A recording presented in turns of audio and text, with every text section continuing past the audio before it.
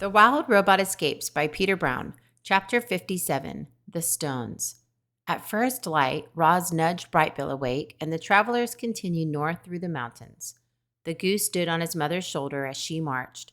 His eyes darted around nervously, searching for any sign of the wolves. But the wolves were gone, and our friends turned their attention to a new problem. The weather out there was always changing. Roz and Brightbill had seen many calm, sunny days suddenly turn to wind or fog or sleet or even snow. Our friends expected bad weather, so they hardly noticed when heavy rain came sweeping down a valley. But there was something odd about this rain. Brightbill squinted at the oncoming storm and said, "Ma, why is the rain bouncing off the ground?" Bouncing rain? That didn't seem right. The robot's computer brain went to work and she found the correct word. "That is not rain," she said. "That is hail." Clang! A hailstone bounced off Roz's chest. Another one swooshed into the weeds. Then the sky opened up and hailstones were everywhere.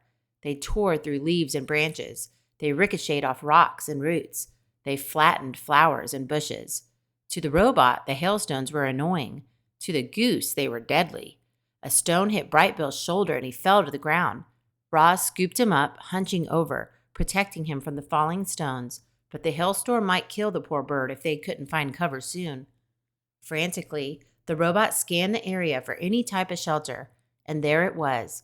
On the far side of the valley, beside a winding river, was a cabin. It was old and shabby, but it had a roof, and that's what our friends needed most. Roz held her son close, pumped her legs, and thundered across the valley. Heavy hailstones hissed into the grass and squelched into the mud and clanged off our robot. There was a soft thump, and Brightbill cried out in pain. Roz bounded over the rushing river in a single leap, landed without breaking stride, and kept running. Now she could hear hailstones cracking against the cabin, louder and louder. The robot stomped up to the front door, turned the handle, and stepped inside.